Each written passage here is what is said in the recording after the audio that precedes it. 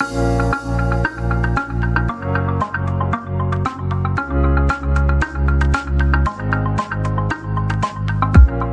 to another episode of How I Lead Change, a podcast that features executives who have successfully implemented human-centric changes in their organizations. My name is Shaheen Chaudhary, and I'll be your host for today's episode. I am speaking to you from the traditional, ancestral, and unceded territory of the Musqueam, Squamish, and Tsleil-Waututh First Nations in British Columbia, Canada. Joining me today is Dr. Geoff Payne, President and CEO of Michael Smith Health Research BC. Dr. Payne joined Michael Smith Health Research BC in November 2025 as its president and CEO. Prior to his role at Michael Smith Health Research BC, he served at the University of Northern British Columbia for over 20 years, tackling roles from professor, VP for research, and president and vice chancellor.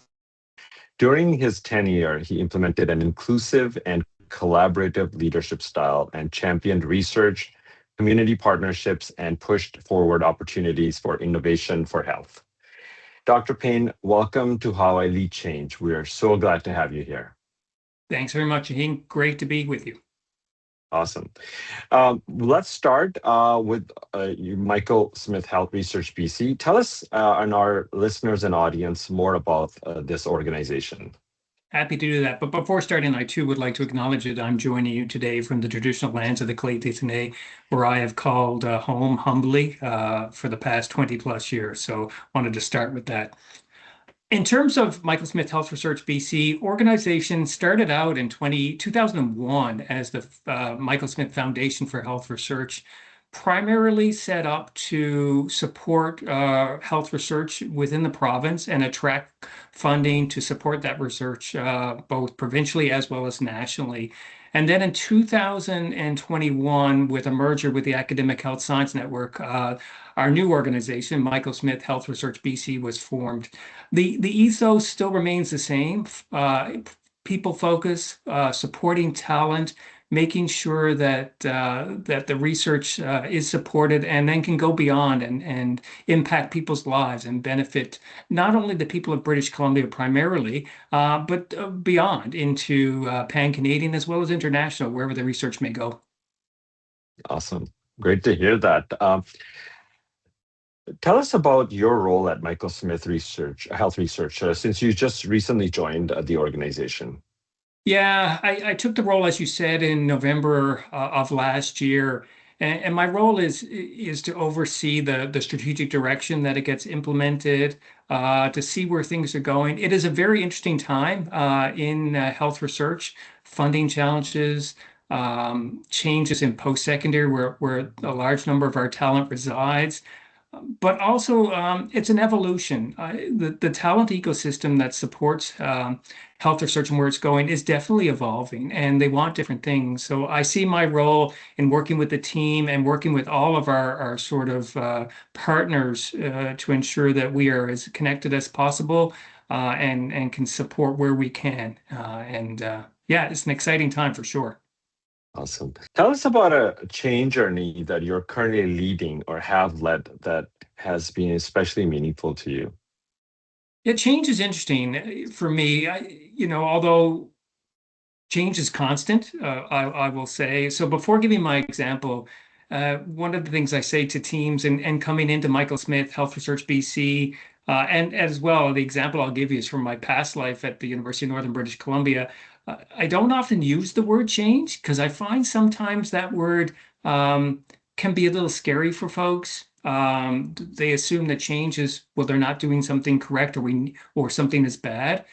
So I use the word evolution more than I use the word change, but change nonetheless. When I think of an example that, I mean, as I said, change is always happening. And if you're not changing, then you're complacent and you're status quo. So you need to be changing.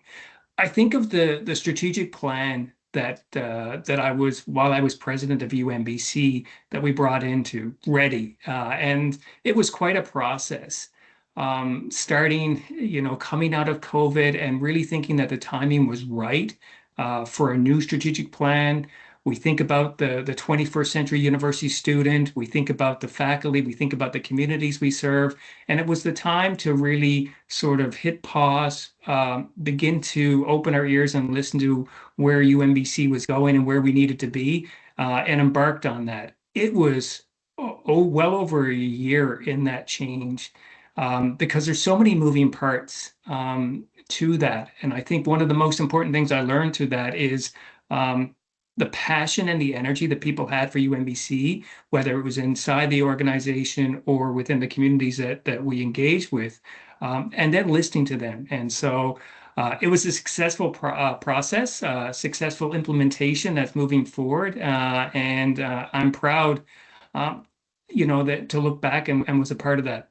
The other thing I'll say, Shaheen, on that is, although I was the president of the day when we were doing that, there's a lot of people that are involved that rolled up their sleeves to get it done. So change requires a lot of people for sure. That makes a lot of sense. Yeah, it can't be just one person, right? Like you have to have a team behind it for success. Um, Tell us, what do you see as are the key forces driving change in your sector right now? So you can talk about post-secondary, or you can talk about your current role, whichever one. Yeah, I think there's some similarities and experience in both sort of roles, whether it was at UMBC and, thinking of university students and what they want. And then I think of, in the research world and the talent that's involved in that space. I think one of the drivers is it's changing. I think back to my own experience, coming into UMBC in 2004 as a brand new faculty member and teaching students and getting involved in research, and looking back at that now and where we are today, it's changed. Students want something different. The research talent wants different supports. So those are the drivers. And I think what's really important is to be mindful of that, to not try and remain static, to embrace the new ideas and where people are wanting to go, and then build the ecosystem, whether it's in post-secondary, whether it's in the health research domain, and build an ecosystem that supports the talent where they are today. Awesome. So just to draw a bit more on that, you also mentioned this in your recent article with the update regarding the Michael Smith Health Research BC. So some of the changes you're talking about, the expectations, the students and the researchers. So why is that happening? What are some of the drivers behind that? Yeah, I think because when we think about health research, and I, you know, still consider myself a health researcher, although I don't have a lab anymore, I think along those lines. But the traditional track was you come in as an undergrad student, then you do your master's, then you do your PhD, then you go on and do a postdoc, and then you go into the faculty ranks. And that was predominantly where people were thinking that it would go. And what we're seeing now is that talent is leaving that track earlier.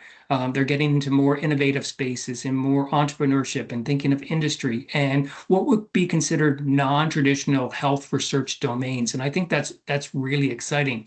One emerging area, of course, is AI. Even in post-secondary, which a lot of our talent resides as well, they're thinking differently. The society that they're sort of involved with is different. So this is where I say the talent is evolving. And if we stay the same, we will miss the mark. So we have Mhm. to, as I said, move along with them, see where things are going, see where their needs are, and meet that. I think it's an exciting time to see where the talent is going, wants to go, and continually pushes the limits and boundaries. And with the ultimate goal then of taking what is garnered in the research and implementing that for the betterment of people. Mhm. Awesome. Keeping that in mind, so what strategies have you used to help people adapt to changes that you're leading, and what impact have you seen? Yeah, when I think of myself as a leader, it's something I mean, I don't sit there and think of, ponder what am I like as a leader kind of thing. But if I look at how I've led change, whether, in my previous roles or in my current role, I think what's really important are two or three constant things that at least I always try to achieve. One is a team-centered people approach. People bring their best efforts, and they want to do good. They want to see that their efforts are seen. So I think that's really important. Secondly, listening. That's extremely important. As leaders, sometimes we can have a vision of where we want to go, but if you bake that too much, you do not listen to the people around you that are also have different views and lenses of how they view things. So that's really important. And then the third thing is empower people. Mhm. Leaders, sometimes can get caught up in just, okay, I've got to get this done. I see where we want to go. But if you don't empower the people around you, A, they don't see where you're going. B, they don't feel connected to it. And C, they won't see the longevity of what you're trying to achieve won't be achieved. That's great. Um, was there a pivotal moment in your leadership journey when the importance of change leadership really became clear? Oh, um, I mean, I got involved in leadership quite early in my career. Uh, I've always thought of myself, and UMBC was definitely this sort of institution, which was a roll up your sleeves institution. So when I was with what was then the Northern Medical Program, now the Division of Medical Sciences at UMBC, I got asked early on in my career, would I like to get involved? And I was always sort of a get involved type of individual. I think those pivotal moments were watching others in leadership roles and Mhm. and seeing how they were leading and sort of watching that. And then as I began to move into more senior roles at the university, vice president of research, and then on to be president, I started to sort of hone those skills and everything like that. I don't think we inherently think of ourselves as leaders. I think some of us have those nascent skills, but they're always developing. And and you never go, I am a leader now. I think it's always an evolving process. So those pivotal moments were mentors, were opportunities, were mistakes along the way to learn. I often say not everything you touch turns to gold. So and being at a university, you definitely had those learning moments and taking what I sort of helped develop in myself as a leader at UMBC and then moving it into my new organization at Health Research BC because we're evolving there as well. And so, and then still always learning, always listening. Awesome. Um, so, what mindset shift do you believe is most important for leaders navigating change today? Uh, I, be be present, be calm. There's so much going on out there right now. You think of post-secondary, and it also applies into the sector that I'm in now. Funding challenges, geopolitical challenges, as I say, evolving good things like the talent is changing, as we've talked about already, Shaheen.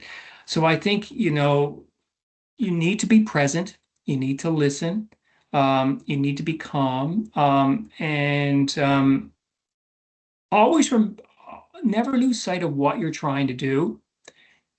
And then finally, the decisions you make as leader, remember that they're there for the best of the organization or the institution. That's why you are in those roles. Mhm. Awesome. What one piece of advice to build on this would you offer other leaders about leading people through change? Um, I come back to something that I've said, and I think it is really important. When you're having a meeting with somebody, and as leaders, the calendars are always full, the diversity of the meetings are there. You're invariably leading a lot of the meetings that you're in. And it's so easy, to think about, well, I'm meeting with you today, Shaheen, and I go, well, I've got this coming up and I've got that coming up. And I think you lose things. So my one piece of advice that I would give to leaders, uh, whether you're coming up and new into leadership or you've been in leadership 10, 15 years, it doesn't matter. Listen and be present. The people that are meeting with you are want to do right by the organization or the institution they're in, and they have lots to share. So don't dismiss that. Every meeting is the most important meeting that you're in at that moment, and don't think about what's next. Awesome. That's being present. It's easier said than done. We Oh, all tend to always think about other times. And yeah, I think that's a great piece of advice. Be present and listen. Um, That's great. That's a wrap for today's episode of How I Lead Change. Thank you, Geoff, for your sharing such thoughtful insights and your experiences. And thank you to our listeners for joining us. Thank you so much. Great topic, so important. We'll be back soon with more stories and strategies to help you lead change with confidence. Until then, go build the future one change at a time.